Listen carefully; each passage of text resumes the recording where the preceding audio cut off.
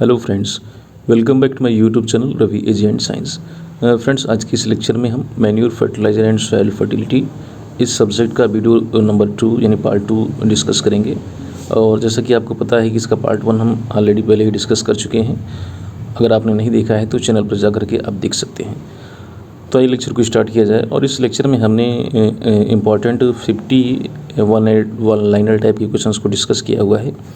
तो आइए one by one सारे क्वेश्चंस को डिस्कस करते हैं। तो सबसे पहला क्वेश्चन देखते हैं, chief constituent of Sandy fraction. जो सैंडी सॉइल होता है, सैंडी फ्रैक्शंस होता है, उसका जो मुख्य घटक है वो क्या है? तो साथियों, उसका जो मुख्य घटक है वो है क्वार्ट्ज।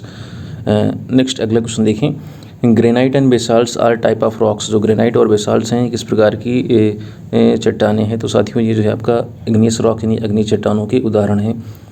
अगला क्वेश्चन देखिए, फास्टेस्ट नाइट्रोजन फिक्सिंग प्लांट कौन सा पौधा है जो नाइट्रोजन को बहुत तीव्र गति से फिक्स करता है? तो साथियों, वो है आपका सेसबानिया रोस्ट्राटा। सेसबानिया रोस्ट्राटा, आपने इस पौधे को देखा होगा।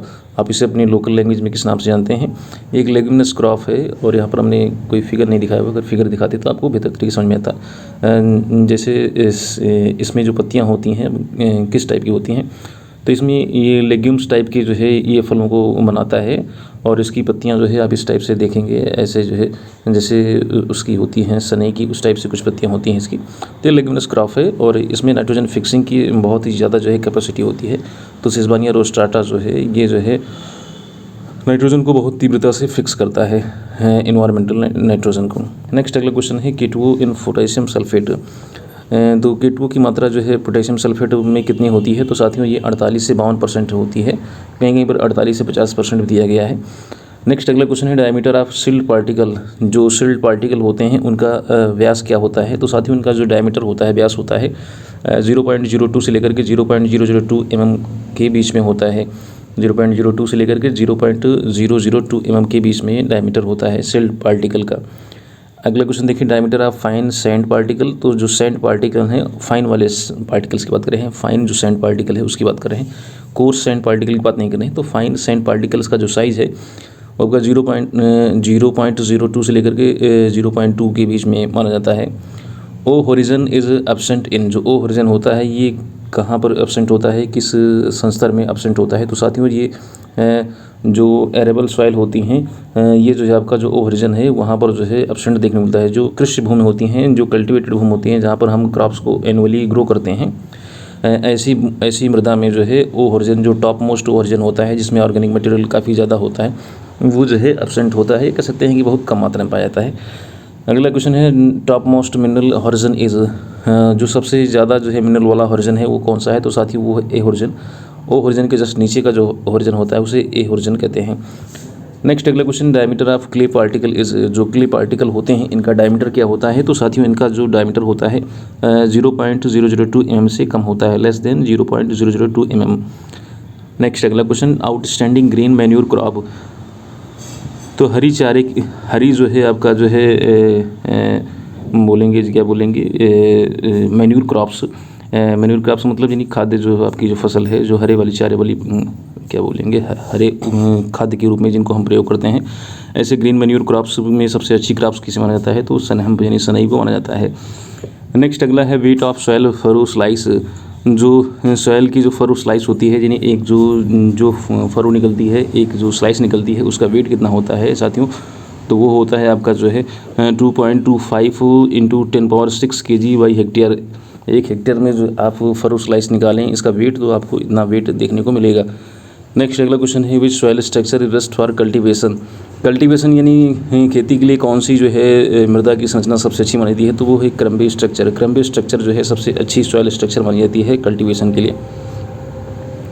नेक्स्ट अगला क्वेश्चन देखें, limestone, dolomite and sandstone which type of rock. ये लाइमस्टोन, डोलोमाइट या सैंडस्टोन ये किस प्रकार के रॉक हैं? ये सब सेडिमेंट्री रॉक के एग्जाम्पल हैं, रूपांतरित चट्टानों के उदाहरण हैं। नेक्स्ट अगला क्वेश्चन है, most of the exchange of gases in soil is due to. जो गैसों का जो स्थानांतरण होता है वो अधिकांशतः जो है मिट्टी में किस कारण होता है? तो साथियों, वो होता है डिफ्यूज़न के कारण। Die back of citrus occurs due to. जो साइट्रस का डाई बैक होता है वो किसके कारण होता है? तो इसका कारण है कॉपर की डिफिशियंसी। कॉपर की डिफिशियंसी के कारण जो है डाई बैक वाली सिचुएशन देखने को मिलती है। नेक्स्ट अगला क्वेश्चन है sickle leaf disease occur to, जो सिकल लीफ डिजीज़ होती है वो किसके कारण होती है? तो साथियों इसका जो कारण है वो है आपका फास्फोरस की डिफिशियंसी। नेक्स्ट अगला क्वेश्चन है failure of terminal bud or root due to, जो टर्मिनल बर्ड की जो फेलियर होती है या फिर आपका रूट की जो फेलियर होती है वो किसके कारण होती है? तो साथियों इसका कारण है कैल्शियम की डिफिशियंसी। नेक्स्ट अगला क्वेश्चन है top sickness of tobacco occurs due to, top sickness तंबाकू की जो टॉप सिकनेस जो है या अधिकांश जो समस्याएं होती हैं वो किसके कारण होती हैं? तो बोरॉन की डिफिशियंसी के कारण होती हैं। Top sickness of tobacco occurs due to, तो बोरॉन की डिफिशियंसी के कारण टॉप सिकनेस टाइप की सिचुएशन देखने को मिलती है। नेक्स्ट अगला क्वेश्चन है chlorosis in between the veins and veins, veins और वेन्स के बीच में जो क्लोरोसिस वाली सिचुएशन आ जाती है, अर्थात उनका जो कलर पीले रंग का हो जाता है पत्तियों का वेन्स के मध्य, तो वो किसके कारण होता है? तो होता है मैग्नीशियम की डिफिशियंसी के कारण। नेक्स्ट क्वेश्चन है little leaf of cotton is occur due to, little leaf of cotton जो ये समस्या है ये किसके कारण होती है? तो साथियों ये होती है आपका जिंक की डिफिशियंसी के कारण। नेक्स्ट अगला क्वेश्चन देखते हैं white tip of white tip or white bud, चाहे वाइट टिप की बात करें या वाइट बर्ड की बात करें आप में occurs due to, white tip या वाइट बर्ड मक्का की जो होती है वो किसके कारण होती है? तो साथियों होती है जिंक की डिफिशियंसी के कारण।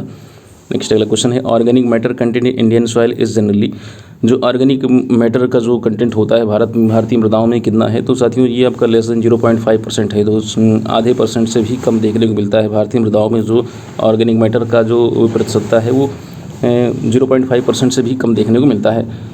नेक्स्ट अगला क्वेश्चन है in which state red soil are dominant, किस राज्य में जो लाल मृदाएं हैं वो प्रमुखता से देखने को मिलती हैं? तो साथियों वो है तमिलनाडु, तमिलनाडु में जो रेड सॉयल्स है वो डोमिनेंटली देखने को मिलती हैं। अगला क्वेश्चन है highest SSP producer plant are in states, highest जो है सबसे ज़्यादा जो है एसएसपी सिंगल सुपर फास्फेट जो प्रोड्यूसर प्लांट्स हैं वो किस राज्य में हैं? प्लांट्स मतलब संयंत्र कहाँ पर हैं, कारखाने कहाँ पर हैं? तो साथियों राजस्थान में SSP single super phosphate producer जो प्लांट्स हैं वो राजस्थान राज्य में आपको ज़्यादातर देखने को मिलेंगे। नेक्स्ट अगला क्वेश्चन है highly salt tolerant crops are, जो अधिकांश सबसे अधिक ये कह सकते हैं कि जो क्या बोलेंगे सॉल्ट को टॉलरेंट करने वाली क्रॉप्स हैं। अब सॉल्ट टॉलरेंट क्रॉप्स को हिंदी में क्या बोलेंगे? हिंदी इसकी मुझे इस समय नहीं आ रही है। हाँ, लवण सहिष्णु फसलें, लवण सहिष्णु फसलें जो है हाईली साल्ट टॉलरेंट क्रॉप्स में आपके बारले हैं, शुगर बीट हैं, ये मेन क्रॉप्स हैं। नेक्स्ट क्वेश्चन है urea is considered as type of fertiliser, तो यूरिया को हम ऑर्गेनिक फर्टिलाइज़र के रूप में जानते हैं।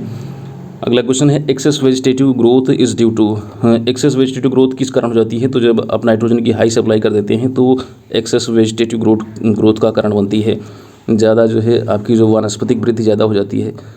अगला क्वेश्चन है alluvial soil are dominant in, जो एलुवियल सॉयल है ये यूपी में डोमिनेंट देखी जाती हैं।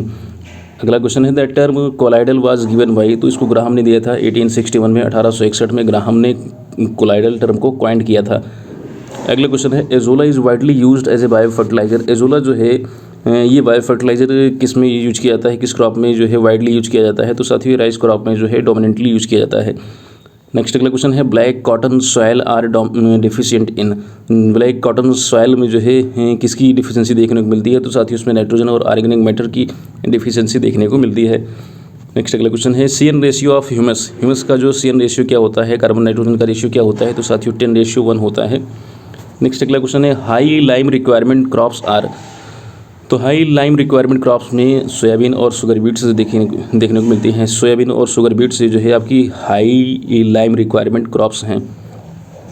नेक्स्ट अगला क्वेश्चन है fertiliser control act FCA was introduce in year, तो 1957 में फर्टिलाइज़र कंट्रोल एक्ट आया था। 1957 में फर्टिलाइज़र कंट्रोल एक्ट जो है 1957 में पास किया गया था।